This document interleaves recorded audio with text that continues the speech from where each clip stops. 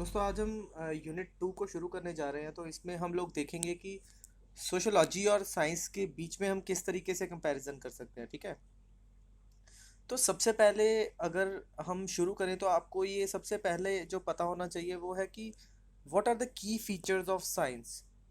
तो आपके दिमाग में सबसे पहले फीचर्स कौन से आएंगे? सबसे पहले आप ये बोलेंगे कि साइंस इज ऑब्जेक्टिव। ऑब्जेक्टिव होता है कि कोई भी कंक्लूजन है, whatever conclusion is there, उसको जो साइंटिस्ट है वो एक फैक्ट्स पे या फिर वेरिफिकेशन के ऊपर बेस करते हैं। तो इसमें एक और एंड आ जाता है कि जो साइंटिस्ट होते हैं वो अपने बायसनेस को मतलब जैसे साइंटिस्ट वो किसी बैकग्राउंड से आएंगे या फिर वो किसी डिसिप्लिन को बिलोंग करते हैं, जैसे मे बी वो एंथ्रोपोलॉजिस्ट हैं। तो दे डोंट लेट कि जो एंथ्रोपोलॉजी है वो डिसाइड करे उनकी रिसर्च को। मतलब वो उसके जो मेन पर्पसेस ऑफ रिसर्च है उसके साथ अपनी जो प्री कंसीव्ड नोशन है उसको इंटरफेयर नहीं होने देते। और अगर आप देखो तो एक्सपेरिमेंट की बहुत ज़्यादा इम्पोर्टेंस होती है साइंस में। तो इसमें क्या करते हैं, सबसे पहले कि एक ऑब्जर्वेशन करते हैं किसी भी एक फिनोमिना की, एंड देन कोशिश करते हैं कि हम उसे रेप्लिकेट कर पाए, कि बार बार रिपीट कर पाए उसी ऑब्जर्वेशन को। तो इसके साथ ही ना रिलायबिलिटी का कंसेप्ट जुड़ा होता है। देन हम देखते हैं कि कोई भी अगर सर्कमस्टांस आपके सामने आता है या फिर कुछ, आप उसको एक कंसीक्वेंस की तरह देखते हैं कि there will always be some cause for it. और आप जैसे आप इमेजिन करें कि आप इस टाइम लेबोरेटरी में हैं। तो साइंस बेसिकली लेबोरेटरी, मतलब आपको जब भी आप 10th स्टैंडर्ड तक या मे बी 12th तक ये पढ़ते होंगे तो you would have gone to library या फिर लेबोरेटरी। लाइब्रेरी में जाके आप पढ़ते होंगे कि क्या थ्योरी होती है, देन उसको फिर आप लेबोरेटरी में जाके टेस्ट करते हैं। तो एक तरीके से जो प्रिसाइज मेजरमेंट्स का कंसेप्ट है वो साइंस में इम्बाइब्ड है। इसके बाद आप कोशिश करते हैं कि जैसे कोई भी आप रिसर्च कर रहे हैं तो उसमें कुछ कुछ वेरिएबल्स होंगे। तो आप उन वेरिएबल्स को चेंज करोगे पीरियोडिकली और देखोगे कि आपकी ऑब्जर्वेशन पे उनका क्या इफेक्ट आता है। Then there are two approaches, एक तो इंडक्टिव होती है, दूसरी होती है डिडक्टिव। तो आप क्या करते हो, एक हाइपोथेसिस है। इंडक्टिव में आपके पास क्या होता है, फैक्ट्स होते हैं, उसके बाद उन फैक्ट्स पे बेस आप कोई हाइपोथेसिस बनाते हो। इसमें आप क्या करते हो कि एक आपके पास हाइपोथेसिस होता है, उसको आप साइंटिफिकली टेस्ट करते हो और ऑब्जर्वेशंस करते हो, फिर आपके पास जो कॉन्सिक्वेंस निकलता है, तो अगर तो वो बिल्कुल जो आपका ऑब्जेक्टिव है उसके साथ मैच करता है तो फिर आपकी हाइपोथेसिस टेस्टिंग सक्सेसफुल हो जाती है। तो अब हम आगे पढ़ेंगे कि मतलब एक ना इसके साथ ही एक जुड़ा हुआ कंसेप्ट है रियलिज्म का। तो रियलिज्म में क्या है कि एक तो सेयर है, उन्होंने ओपन और क्लोज सिस्टम का कंसेप्ट दिया। तो मैं ये आपको अच्छे से समझा देता हूँ। क्लोज सिस्टम होता है कि आप कुछ भी नॉलेज है, बॉडी ऑफ नॉलेज है, वो कलेक्ट करोगे एक कंट्रोल्ड इन्वायरमेंट में। जैसे आप एक इमेजिन करो, आप एक लेबोरेटरी में हो तो वहाँ पे आप कोई भी एक्सपेरिमेंट करो तो जो भी आपके फैक्टर्स है आप उनको कंट्रोल कर सकते हो, राइट। और आप उनको डायरेक्टली ऑब्जर्व भी कर सकते हो बिना इंटरफेरेंस के। मतलब आप ये चीज़ सोसाइटी में इनकलकेट नहीं कर सकते, पर आप लेबोरेटरी में आप कंट्रोल कर सकते हो चीज़ें कि कौन आ जा रहा है वहाँ पे, कौन, मतलब कोई ऐसा you can predict the settings. Close systems में तो आप कंट्रोल कर सकते हो, पर ओपन सिस्टम में क्यों नहीं कर सकते? अब ऐसा नहीं है कि साइंस में कुछ जैसे मेट्रोलॉजी है, इसमें ओपन सिस्टम है, आप वेदर को देख रहे हो। तो आप इमेजिन करो आप वेदर को देख रहे हो, तो आप नॉलेज कैसे कलेक्ट करोगे? आप अनकंट्रोल्ड इन्वायरमेंट में नॉलेज कलेक्ट करोगे और बहुत सारे वेरिएबल्स होंगे, temperature, wind, velocity, you can understand that, है ना। और फिर आप जैसे आप उनको महसूस, कई बार क्या होता है आप उनको महसूस नहीं कर पाओगे। यू कैन वॉच देम, हवा चल रही है, आप उनको एक तरीके से you can not touch it, you can not, you just like उनकी मैनिफेस्टेशन को फील करते हो आप। तो उसको कोई ऑब्जेक्टिफिकेशन नहीं दे सकते। अब अगर हम इस कंसेप्ट को सोशियोलॉजी के साथ अप्लाई करें तो आपको ये पता लगेगा कि जिस तरीके से ओपन सिस्टम जैसे मीटरोलॉजी है उसमें जो कंसेप्ट यूज किया जाता है ओपन सिस्टम का, वही हम सोशियोलॉजी में ऑप्ट कर सकते हैं। तो जैसे कि जो साइंटिफिक सोशियोलॉजी है वो क्या कर सकती है, वो एक तो जैसे एक सिस्टम अप्रोच, जो साइंस में सिस्टम अप्रोच होती है उसी के जरिए सोसाइटी को देख सकती है। फिर जो भी कुछ भी जैसे कोई इवेंट होने वाला है सोसाइटी में तो उसकी एक एक टेंटेटिव प्रिडिक्शन कर सकती है कि वो उस इवेंट की। देन जो भी अंडरलाइंग स्ट्रक्चर या लॉज हैं जिनको हम देख नहीं सकते, बस ह्यूमन एक्शन से हम समझ सकते हैं। जैसे कि लेट अस से गर्मी हो रही है, तो आप गर्मी को कैसे समझ पाओगे? आप तो ऐसे ही समझोगे ना कि गर्मी हो रही है तो ह्यूमंस का क्या रिएक्शन है उस गर्मी के ऊपर। तो आप जो ह्यूमन बींग्स का रिएक्शन होगा उसके थ्रू उन चीज़ों को समझने की कोशिश करोगे। अब हम देख लेते हैं कि ये तो हो गया कि आपने देख लिया फीचर्स ऑफ साइंस और रियलिज्म, एक ब्रांच देख ली। अब आपको थोड़ा सा ना मैं क्रिटिसिज्म बता देता हूँ कि अगर आप क्रिटिसिज्म एक साइंस इन जनरल क्रिटिसाइज करें तो किस तरीके से कर सकते हो। तो एक नाम है ब्रूनो लेटूर, उन्होंने बोला है कि जो साइंस है ना, आप उसको एक जो आसपास की रियलिटी है उसको कंस्ट्रक्ट करने के, मतलब उसकी वर्जन को कंस्ट्रक्ट करने के लिए साइंस का यूज़ करते हो। जैसे कि इन्होंने एग्जांपल दी है कि जो साइंटिस्ट होते हैं ना, वो बहुत ज़्यादा टाइम तो सिर्फ रिसर्च ग्रांट्स को गेन करने के लिए ही लगा देते हैं, रेदर रेदर देन डूइंग जो एक्चुअल रिसर्च उनको करनी चाहिए। और साइंटिस्ट क्या होते हैं, एक ना वो आजकल नेपोटिज्म वाला कंसेप्ट बहुत चल रहा है, तो साइंटिस्ट एक नेटवर्क्स बना लेते हैं, और फिर वो एक उनमें से एक बंदा अगर कोई जैसे लीडर है, तो वो साइंस की एक प्रॉपर थ्योरम बना पाए या ना बना पाए, उसी थ्योरम को अपहोल्ड करने की कोशिश करते हैं सब। तो इसमें एक और है जो आप कोट करोगे, थॉमस कुहन को।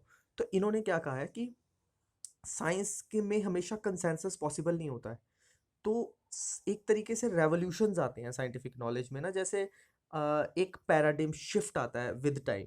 कुछ लोग होंगे जो कि अगेंस्ट में, साइंस के अगेंस्ट में जाएंगे, और कुछ कुछ क्रिटिसिज्म या फिर जो भी नैरेटिव रन कर रहा होगा उसका काउंटर नैरेटिव प्रेजेंट करेंगे। फिर वो खुद जब एक स्टेज पे पहुंच जाएगा, जब काफ़ी ज़्यादा नॉलेज उस मीडियम में या उस डायरेक्शन में मिल जाएगी, तो एक पैराडिम शिफ्ट आने की बात हो रही है। बट खैर, थॉमस थॉमस कुहन को काफ़ी लोगों ने क्रिटिसाइज़ किया है, और इवन काफ़ी लोगों ने इसको क्रिटिसाइज़ करके अपना करियर भी बनाया। तो एक है लेकाटॉस। लेकाटॉस ने कहा है कि अब आप आजकल की साइंस देखें तो काफ़ी ज़्यादा टेस्टिंग पे बेस्ड है। जो जो टेस्ट करके, जैसे कोरोना वायरस चल रहा है तो डिफरेंट डिफरेंट टेस्ट आ गया, तो जो जिस चीज़ को टेस्ट करके साबित कर गया उसकी चीज़ अपहोल्ड हो जाती है।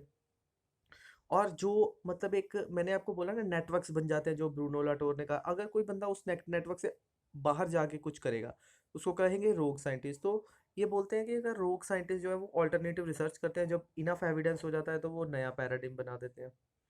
तो अब हम देख लेंगे कि ये तो हो गया, हमने साइंस का एज ए साइंस और सोशोलॉजी का थोड़ा सा हमने बेसिस देख लिया। बट अब हम एक स्ट्रैंड देखेंगे साइंस का, जो कि मतलब एक सोशोलॉजी का जो एक साइंस को काफ़ी इंपॉर्टेंस देगा। तो जब हम साइंस अप्लाई करेंगे सोशियोलॉजी को, तो हमारे पास क्या आ जाएगा, पॉजिटिविज्म। तो पॉजिटिविज्म में क्या होता है, सबसे पहले एक इंडक्टिव अप्रोच होती है जिसमें आपके पास फैक्ट्स होते हैं, फिर उन फैक्ट्स पे बेस्ड आप कोई थ्योरी बनाते हो। एक एग्जांपल कोट करेंगे तो डरखाइम की सुसाइड। तो इसमें क्या है कि वो बोलते हैं कि कुछ ऑब्जेक्टिव फैक्ट्स होते हैं सोशल वर्ल्ड के बारे में, जिनको स्टैटिस्टिक्स में रिप्रेजेंट किया जाता है।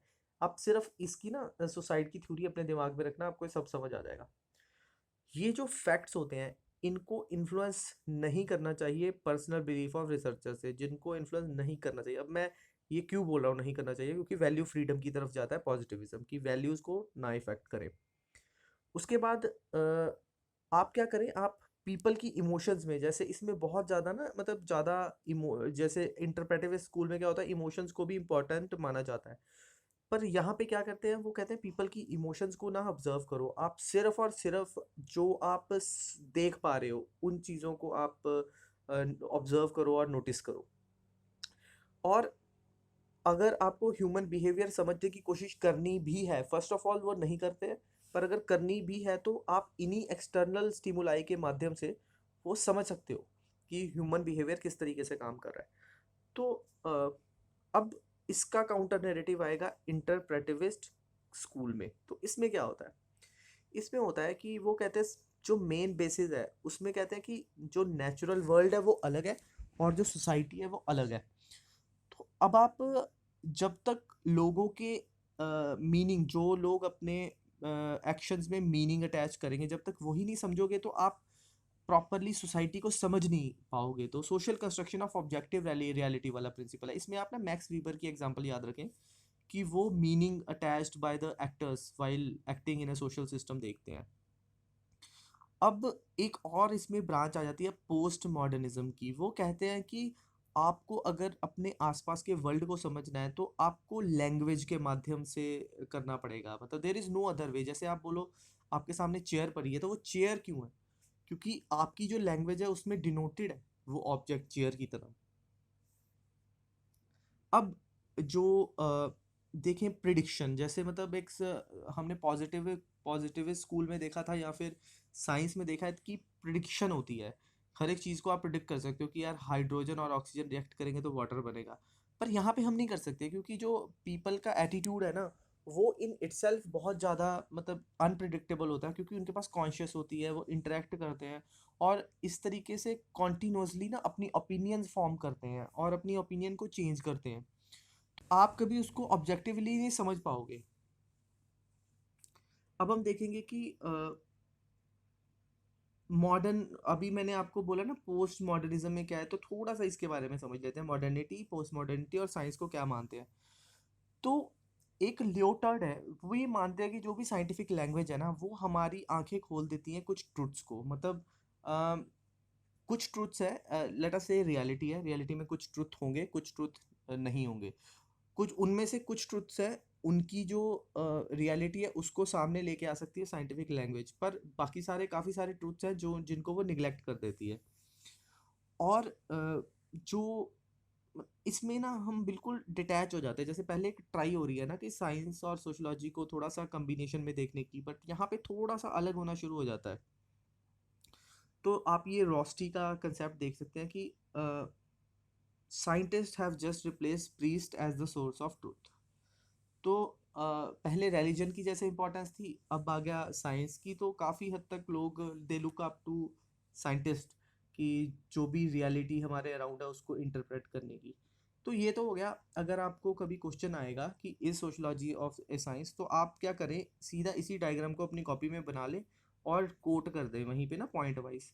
अब हम थोड़ा सा और एक माइंड मैप की तरह देख लेते हैं। तो जब आपके सामने आएगा ना कि इज सोशोलॉजी या साइंस, तो सबसे पहले आपके पास आएंगे कॉम्टे, ऑगस्ट कॉम्टे। तो ये क्या करते हैं, ये कहते हैं कि जो पॉजिटिविज्म है ना, वो बेस्ड है मेथोडोलॉजी ऑफ नेचुरल साइंसेज की तरफ। तो इसमें थोड़ी सी एक्सप्लेनेशन है। जो शेयर का कॉन्सेप्ट मैंने आपको बताया था ना, ओपन एंड क्लोज सिस्टम, वो यहाँ पे लगेगा। देन फिर जो पैराडिम की थॉमस कुहन की मैंने एग्जांपल दी थी, वो आपको यहाँ पे लग जाएगा। देन उसके बाद कार्ल पॉपर। कार्ल पॉपर की ना आपको मैं फर्दर कंक्लूडिंग उसमें बताएंगा। बस आप ये याद रखना कि जो एक्सपेरिमेंटल अप्रोच है ना सोशियोलॉजी में, वो कार्ल पॉपर कहते हैं कि उसे लागू करना चाहिए, ठीक है। अब एक और एग्जांपल आप इसमें डर्कहाइम, हमने ऊपर एग्जांपल देखा था, तो जो डर्कहाइम के सोशल फैक्ट्स हैं ना, उनको भी डर्कहाइम हमेशा मैयर करने की और क्वांटिफाई करने की कोशिश करते हैं। जैसे कि सुसाइड है तो साइकोलॉजिकल टाइप की चीज़, तो बट उसको एक इंडक्टिव अप्रोच के साथ, जैसे फैक्ट्स उन्होंने इकट्ठे किए बहुत सारे पुलिस स्टेशन से, देन उसको इंटरप्रेट करने की कोशिश की गई है। तो इसकी एक और ब्रांच होती है जिसमें फैक्ट वैल्यू एंड ऑब्जेक्टिविटी हम देखते हैं। तो ये हम आगे देखेंगे, बट आप इसको लिंक कर सकते हैं इसके साथ, ठीक है। तो कि लेट अस से कि ये क्वेश्चन है जो हम आगे जाके एड्रेस करेंगे कि what about the values of the time period, की जिस टाइम पीरियड में कोई भी सोशल इवेंट हो रहा है, तो वहाँ उस टाइम की वैल्यूज जो है वो क्या रोल प्ले करेंगी, राइट। तो और या फिर मतलब इनको डिफरेंशिएट करो आप वो वैल्यूज से जो आप जब लैब में टेस्टिंग कर रहे हो तो तब क्या वैल्यूज रखोगे। तो इस तरीके से काफ़ी लोग ये बोलेंगे कि जो वैल्यूज़ होती हैं उनको हम रिसर्च से दरकिनार कर सकते हैं, और कुछ लोग बोलेंगे कि ये ज़रूरी भी नहीं है और चाहिए भी नहीं, ठीक है। तो अब हम देख लेते हैं कि स्टार्टिंग में आप क्या, मतलब जब भी आंसर की इंट्रोडक्शन दोगे तो क्या दोगे। तो इसमें ना सबसे पहले आप ये देख लेना कि जो सोशियोलॉजी है ना, आप सबसे पहले ये बोलोगे कि,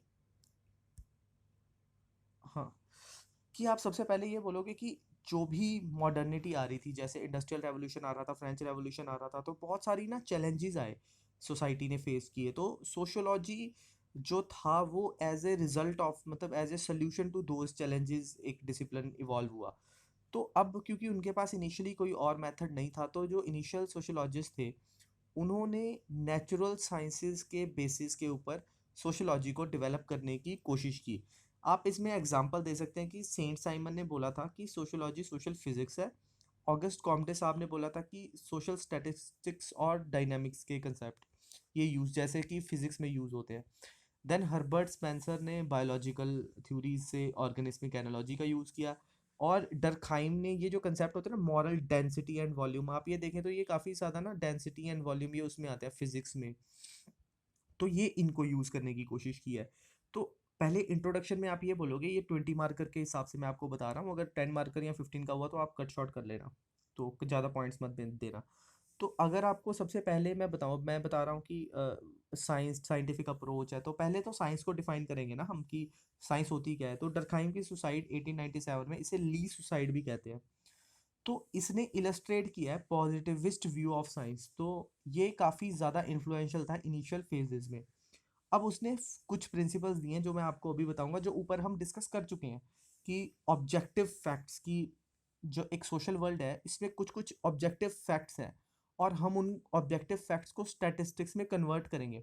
और ये जो फैक्ट होंगे ना, ये चाहे आप कितने डिफरेंट रिसर्चर या ट्राइंगुलेशन कर लो कि कभी एक रिसर्चर हो या दूसरा रिसर्चर हो, वो ऑब्जेक्टिव फैक्ट्स हमेशा सेम रहेंगे।